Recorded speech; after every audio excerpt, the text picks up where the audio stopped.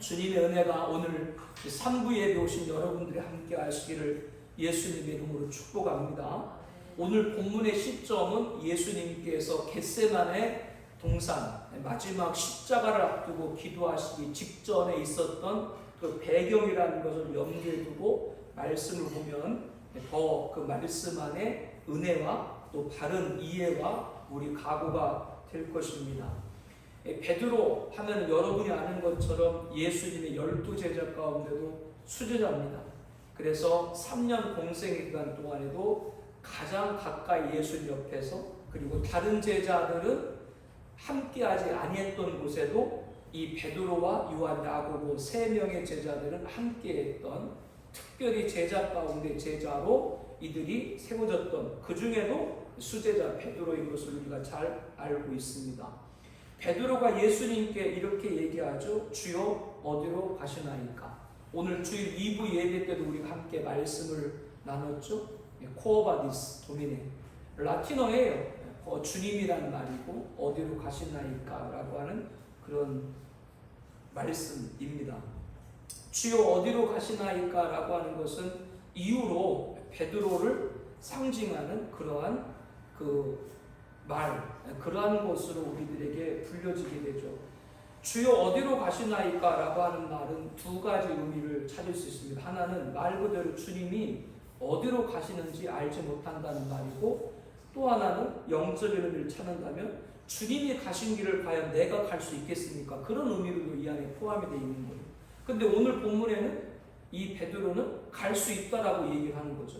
갈 수 있다. 그러니까 예수님이 뭐라 그래요? 갈 수 있다고 하는 베드로에게 내가 가는 곳에 내가 지금은 따라올 수 없다. 여기 지금이라는 말이 나오고 후에는 따라오리라.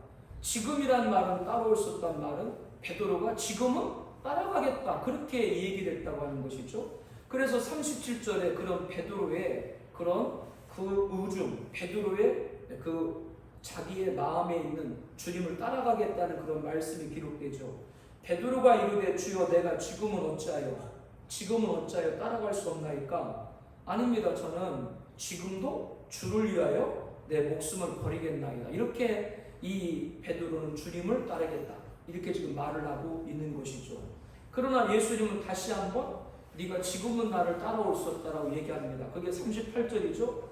내가 나를 위하여 내 목숨을 버리겠느냐? 이렇게 예수님께서 물으면서 내가 진실로 내게 이르노니 다굴기 전에 내가 3번 나를 부인하리라. 이 말씀은 그때 설교 앞에 말씀했던 것처럼 이 시점이 어느 시점이라고요? 예수님이 마지막 십자가 앞두고 기도한 겟세마네 동산 직전에 있었던 기도였다는 것을, 직전에 있었던 상황이었다는 걸 우리가 알게 되죠. 겟세마네에서 예수님이 잡히신 예수님을 뒤따라가던 베드로, 예수님이 종교재판을 받기 위해서 대장집에 갔을 때 이 베드로는 멀지가 않지 주님이 가는 길을 뒤에서 쫓고 있다가 그만 그곳에서 자기를 알아보는 사람들에 의해서 둘러싸여가지고 예수님을 부인해도 어떻게 부인해요? 저주하면서 맹세하여 부인을 몇 번 했어요? 3번 했습니다. 그때 예수님 말씀한 대로 닭이 울었죠. 이 3번 부인하는 이 말씀 그대로 베드로가 지금은 예수님의 십자가를 따라갈 수가 없었다라고 하는 것을 본문을 통해 알 수 있죠. 지금은 주님을 따라가지 못하는 거예요. 근데 나중에 이 베드로가 부활의 예수님을 만나고 또 부활의 예수님을 만나고 나서도 그가 어디로 가요? 디베랴, 갈릴리 호수에 다시 가서 물고기 잡던 예전 어부 생활로 돌아가려고 하죠. 그때 또 주님이 이 베드로에게 나타나가지고 베드로에게 다시 한번 사명을 주는 내 양을 치라. 여러분이 아는 그 잘 아는 말씀을 기억을 하게 될 것입니다. 그때 주님께서 그렇게 베드로한테 말을 하죠.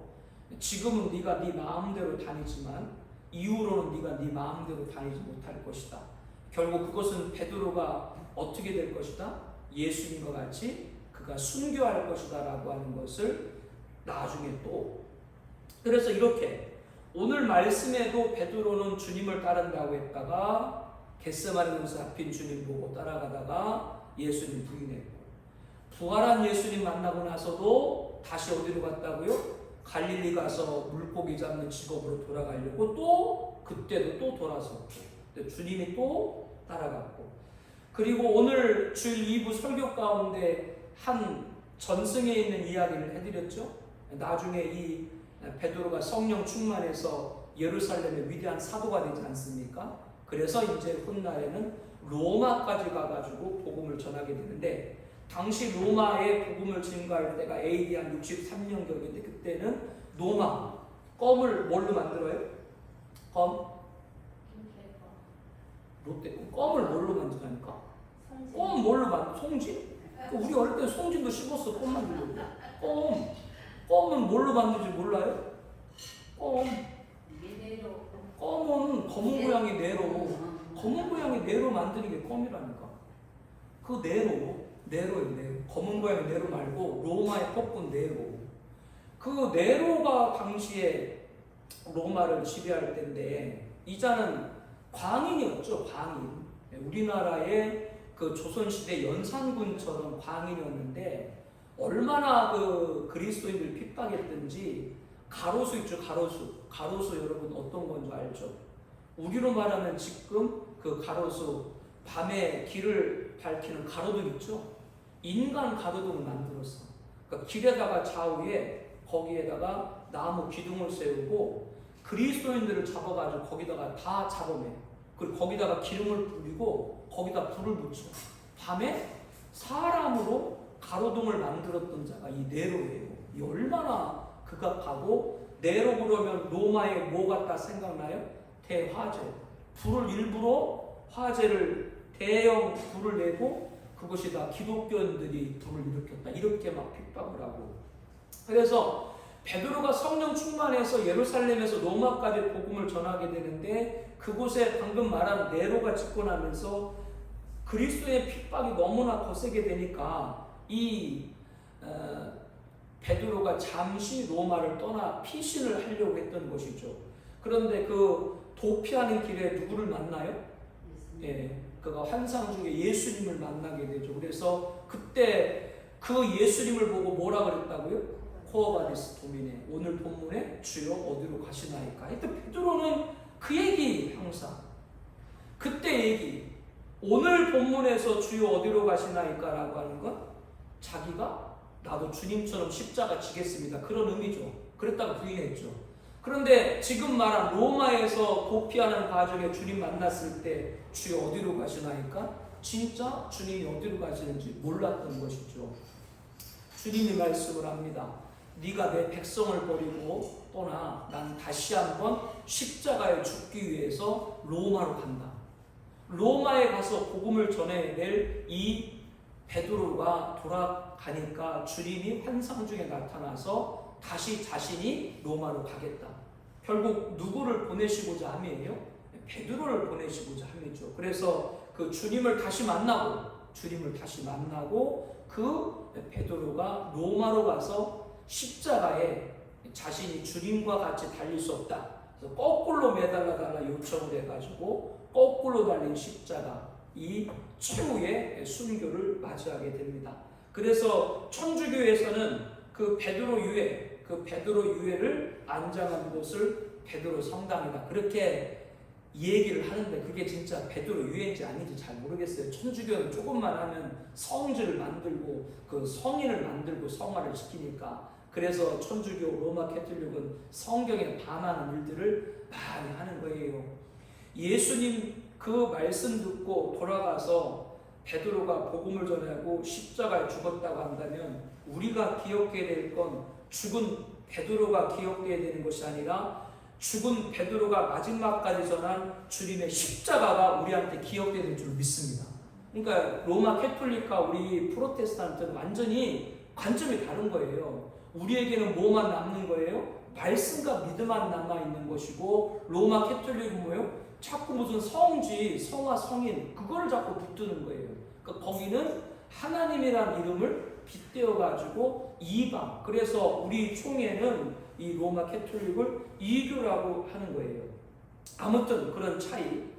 그래서 우리가 프로테스탄트, 개신교를 프로테스탄트라고 하는데 프로테스타라고 하는 그 의미가 어떤 의미라고 그랬어요? 뜻이? 나도 가끔 회의가 들어. 어떻게 설교한 지 2시간도 안 된 저도 다 잃어버릴까? 프로테스탄트라는 뜻이 저항한다. 근데 원래 우리 리폼 개혁 리폼께 쓰는데 우리 개신교에서 프로테스탄트라는 그 말을 로마 캐톨릭과 비교해서 반해서 많이 쓰는데 저항입니다. 원래 마틴 루터가 저항이고 그 위에 있는 뭐 쭈붕길이라든가 깔뱅이라든가 이 모든 이 종교교육가들이 로마 캐톨릭이 성경을 우상화하고 미신화한 걸 저항한 거죠. 받아들이지 못하는 것이죠. 그래서 우리들은 복음이 복음되고 복음을 변질시키는 일에 저항해야 될 줄 믿습니다. 이게 우리 프로테스탄트 저항, 우리의 정신이에요. 근데 이거를 프로테스탄트의 정신인데 이거를 잃어버리면, 저항을 잃어버리면 안 된다. 그래서 저항의 끝은 뭐라 그랬어요? 오늘 설교? 그렇죠. 저항의 끝은 순교인 거예요. 왜? 우리 목에 총구가 들어와도 카시 번넬이라고 하는 17살 오늘 소녀 이야기 해줬죠? 그 총구 앞에서도 나는 하나님을 믿는다. 너희들도 하나님 믿어야 된다. 그와 마찬가지로 그 저항의 끝은 순교예요. 그래서 절대로 저항을 잃어버리면 안 된다. 왜? 그 끝이 순교에 이르는 너무나도 귀한 자리이기 때문이다. 이걸 기억하고, 그런 저와 여러분들이 오늘 본문 말씀에 베드로가 했던 주여 어디로 가시나이까? 라는 이런 베드로 같은 고백이 있기 전에 베드로가 그렇게 한 것이고, 베드로가 한 거를 우리는 그대로 따라갈 필요가 없지.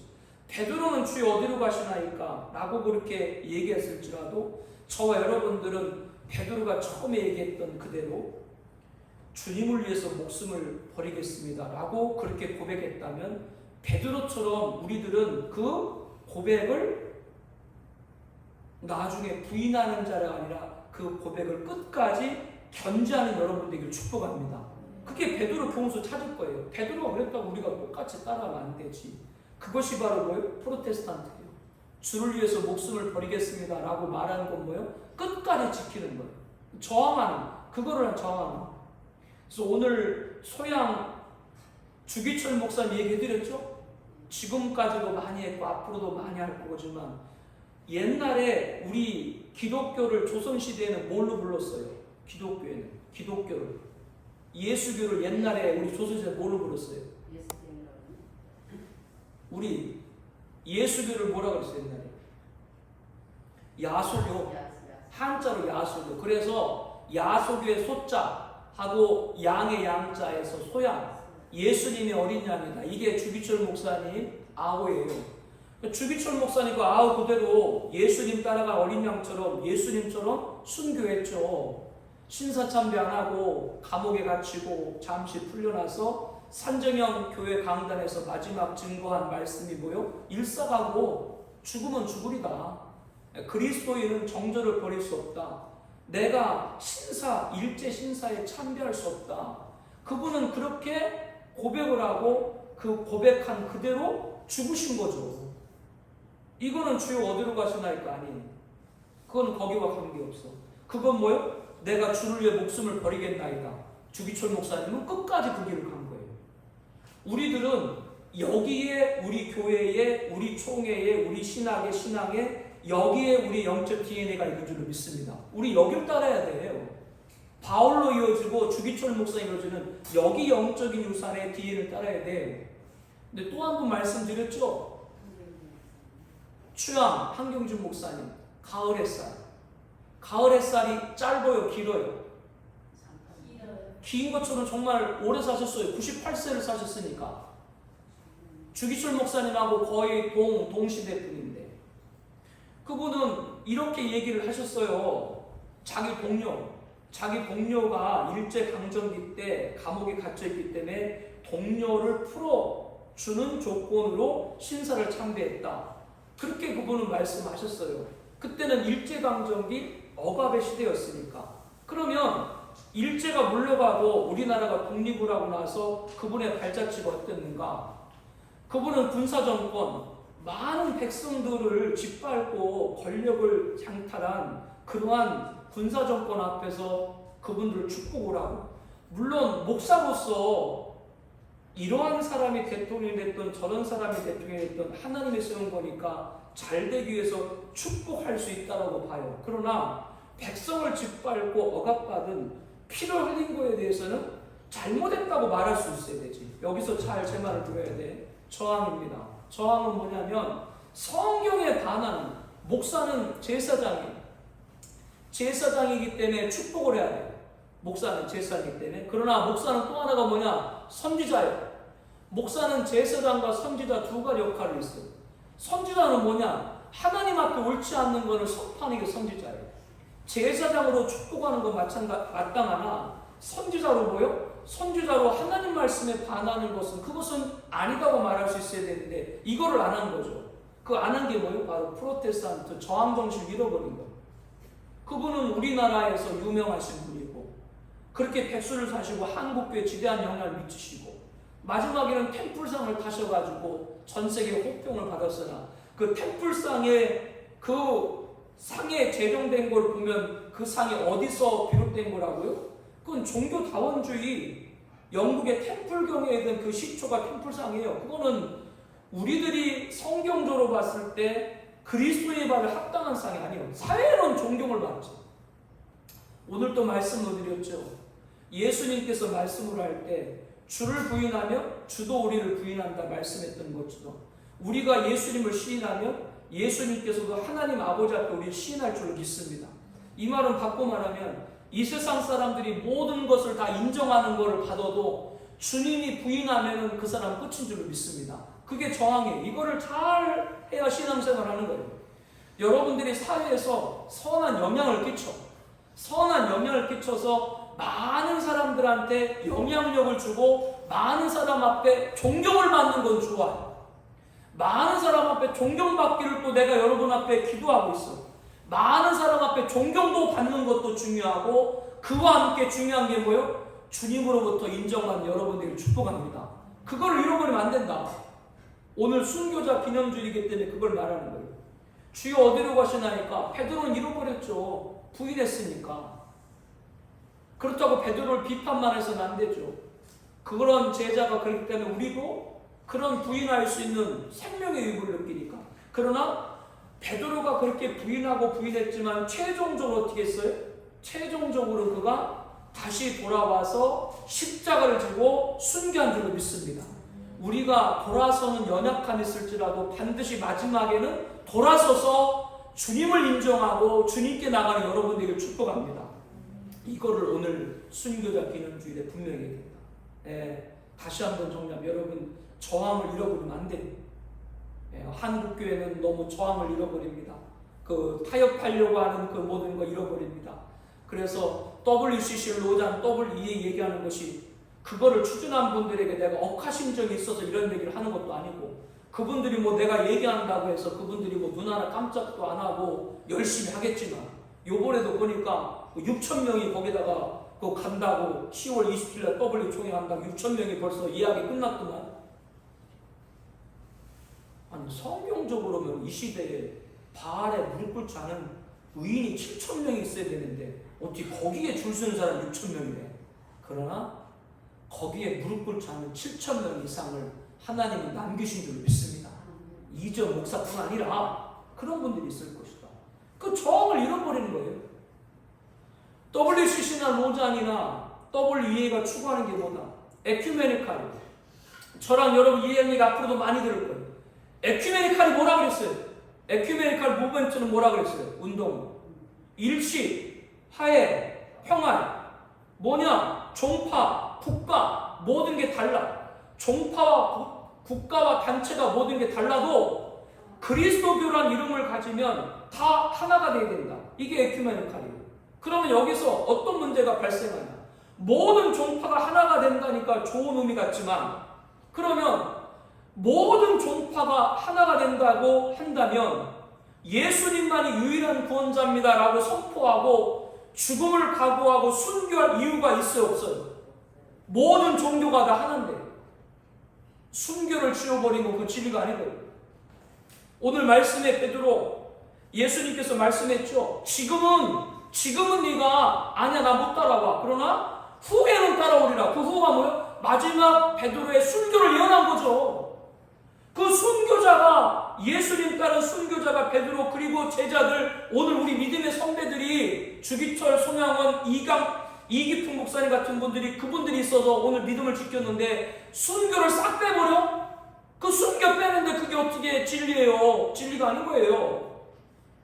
우리가 너무 좋은 시대에 신앙생활하고 은혜의 시대에 신앙생활하고 여기도 교회 있고 저기도 교회 있고 여기도 목사님 있고 저기도 목사님 있고 여기 성도님 있고 TV만 틀어도 설교가 나오고 라디오만 틀어도 설교가 나오고 여기저기서 막 은혜가 넘치니까 아예 순교란 말은 어느 순간부터 사라지는데, 은혜의 시대는 종착점이 있다. 은혜의 시대가 끝나는 종착점이 우리 시대에 올지도 모른다. 그때는 예수를 부르고 싶어도 못 부른 때가 온다. 그때 뭐요? 예수를 부르고 싶어도 부를 수 없는 시대가 오더라도 저와 여러분들은 주님을 부르야 될 줄로 믿습니다. 그게 프로테스탄트다. 그게 저항이다. 그게 종교개혁이고 그게 바로 진리라고 하는 것이죠.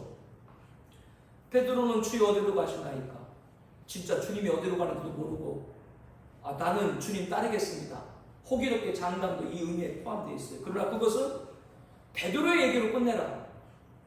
그리고 여기서 찾을 교훈은 베드로가 그렇게 주님을 부인하고 부인했지만 마지막에는 돌아서서 예수님 예언한 그대로 후에는 따라오리라. 그 말씀대로 십자가를 지고 순교했다. 오늘 우리들이 끝까지 부인하는 신앙은 첫 번째고, 혹시 여러분들이 지금 혹은 앞으로 어떤 순간순간에 주를 떠나는 그런 시간이 없기를 바라는데, 혹시 그런 시간이 있을지라도 후에는 따라오리라.